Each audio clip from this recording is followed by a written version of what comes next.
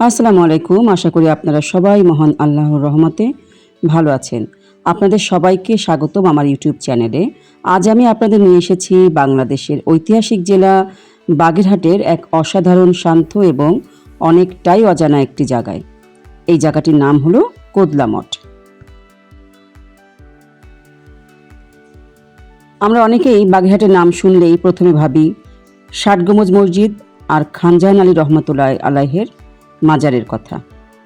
সত্যি এগুলো আমাদের দেশের গর্ব, কিন্তু বাগেরহাটের সৌন্দর্য শুধু এই দুটি স্থানের মধ্যেই সীমাবদ্ধ নয়।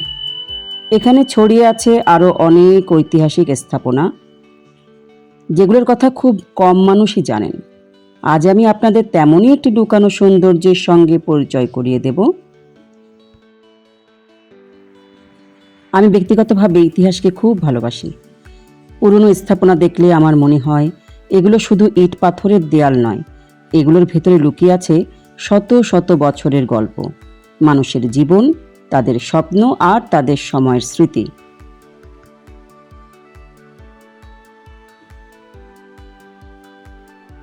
যখনই এমন কোনো জায়গায় আসি মনে হয় যেন ইতিহাসের খুব কাছাকাছি চলে এসেছি। সবচেয়ে ভালো বিষয় হলো এই কোদলা মঠ আমার বাড়ি থেকে মাত্র আধা ঘন্টার পথ। তাই সুযোগ পেলেই আমি এখানে চলে আসি। আজ ভাবলাম শুধু আমি দেখব কেন, আপনাদেরকেও এই সুন্দর জায়গাটি ঘুরিয়ে দেখাই। এখানে কিভাবে আসবেন এখন সেটাই বলবো। অনেকেই মনে করেন বাগেরহাট আসাটা অনেক কঠিন, কিন্তু আসলে ঢাকা থেকে বাগেরহাটে আসা এখন খুবই সহজ। ঢাকার গাবতলী কিংবা সায়েদাবাদ থেকে প্রতিদিনই বাগেরহাটের উদ্দেশ্যে বাস ছেড়ে যায়। আপনি খুব সহজেই কয়েক ঘন্টার যাত্রায় বাগেরহাটে পৌঁছে যেতে পারবেন। বাগেরহাট শহরে এসে চলে আসুন যাত্রাপুর বাজারে। এরপর শুধু বলবেন কোদলা মঠ কোথায়। এলাকার যে কাউকে জিজ্ঞেস করলেই হাসি মুখে আপনাকে পথ দেখিয়ে দেবে। এতটাই সহজ এই জায়গায় পৌঁছানো। এখন চলুন আমরা একটু চারপাশটা দেখি। চারদিকে সবুজ গাছপালা, খোলা আকাশ আর শান্ত পরিবেশ। শহরের কোলাহল থেকে অনেক দূরে এই নীরবতা সত্যি মনকে ছুঁয়ে যায়। যারা ব্যস্ত জীবনের ক্লান্তি থেকে একটু শান্তি খুঁজছেন তাদের জন্য এই জায়গাটি হতে পারে একদম উপযুক্ত। কোদলা মঠটি অবস্থিত বাগেরহাট জেলার অযোধ্যা গ্রামে। আর এই অযোধ্যা গ্রামটি অনেক সুন্দর। অনেকেই একে অযোধ্যার মঠ নামেও চেনেন।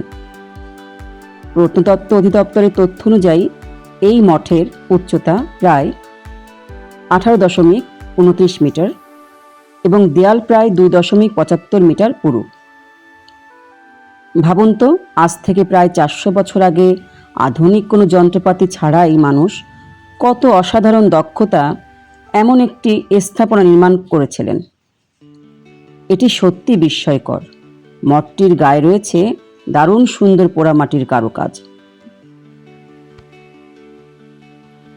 যদিও সময়ের সঙ্গে কিছু অংশ ক্ষয় হয়ে গেছে, তবুও এখনও এর সৌন্দর্য স্পষ্টভাবে চোখে পড়ে।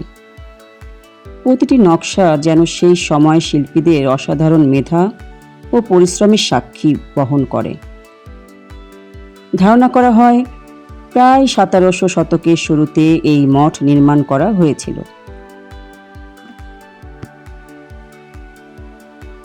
লোকমুখে প্রচলিত আছে যশোরের রাজা প্রতাপাদিত্য তার সভাকবি অবিলম্ব সরস্বতীর স্মৃতিতে এই মঠ নির্মাণ করেছিলেন। ইতিহাস আর লোককথা দুটোই এই জায়গাটিকে আরও রহস্যময় করে তুলেছে। আমাদের এখানে এসে সত্যিই খুব ভালো লেগেছে। আমরা ধীরে ধীরে পুরো জায়গাটা ঘুরে দেখেছি। প্রতিটি কোণ থেকে ভিডিও করেছি, অনেক ছবি তুলেছি, আর সবচেয়ে বেশি উপভোগ করেছি এখানকার নিরিবিলি পরিবেশ। এখানে দাঁড়িয়ে থাকলে মনে হয় সময় যেন থেমে গেছে। আরেকটি বিষয় আমার খুব নজরে পড়েছে, মঠের উপরের অংশে অসংখ্য ছোট ছোট ছিদ্র রয়েছে। এই ছিদ্রগুলোতেই অনেক পাখি বাসা বেঁধে থাকে। চারিদিকে যখন পাখিদের কিচির মিচির শব্দ ভেসে আসে তখন পুরো পরিবেশটা এক অন্যরকম প্রাণ ফিরে পায়। প্রকৃতির এই সুর মনকে সত্যি শান্ত করে দেয়।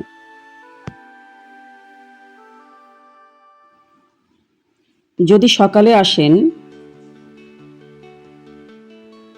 তাহলে এই অনুভূতি আরও সুন্দরভাবে উপভোগ করতে পারবেন, কারণ তখন পাখিরা বেশি কিচিরমিচির করে। আমার মনে হয়েছে এই জায়গাটি শুধু ভ্রমণকারীদের জন্য নয়, বরং কন্টেন্ট ক্রিয়েটরদের জন্য দারুণ একটি লোকেশন।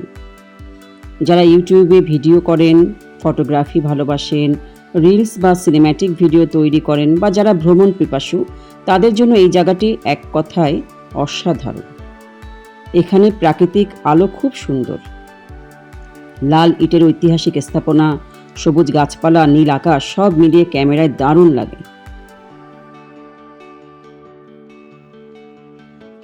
আমার একটি ছোট্ট অনুরোধ রয়েছে। আপনারা যখন এমন ঐতিহাসিক স্থানে বেড়াতে আসবেন, তখন অবশ্যই জায়গাটিকে পরিষ্কার রাখবেন। কোথাও ময়লা ফেলবেন না, দেয়ালে কিছু লিখবেন না, কারণ এই ঐতিহাসিক নিদর্শনগুলো শুধু আমাদের নয়, আগামী প্রজন্মেরও সম্পদ। এগুলোর সৌন্দর্য রক্ষা করা আমাদের সবার দায়িত্ব। আপনারা যদি কখনো বাগেরহাটে বেড়াতে আসেন, তাহলে শুধু ষাটগম্বুজ মসজিদ আর খানজান আলী রহমতুল্লাহ আলাইহির মাজার দেখেই ফিরে যাবেন না। অবশ্যই একটু সময় বের করে কোদলা মঠ ঘুরে দেখবেন।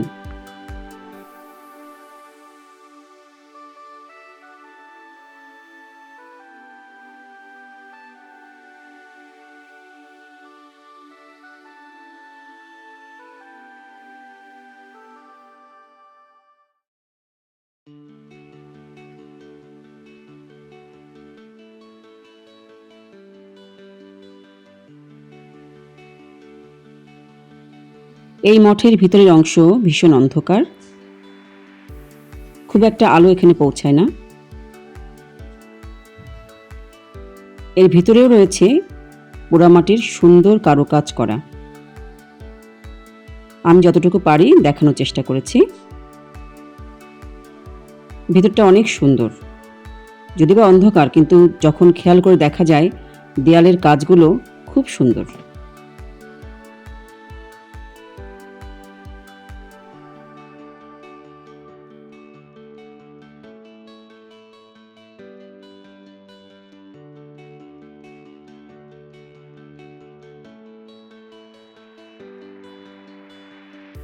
প্রতিটি দেয়ালেই রয়েছে চমৎকার কারুকাজ, যা সত্যি অসাধারণ।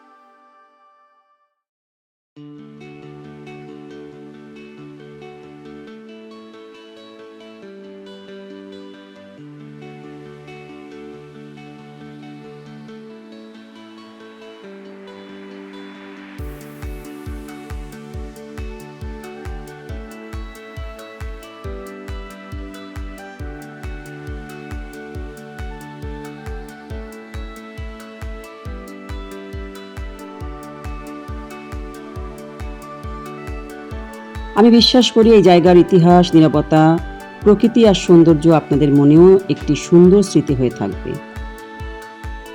যদি আজকের ভিডিওটি আপনাদের ভালো লেগে থাকে তাহলে অবশ্যই একটি লাইক করবেন, আপনাদের মূল্যবান মতামত কমেন্টে জানাবেন এবং আমার চ্যানেলটি সাবস্ক্রাইব করে আমার পাশে থাকবেন। আজ তাহলে এ পর্যন্ত, আল্লাহ হাফিজ।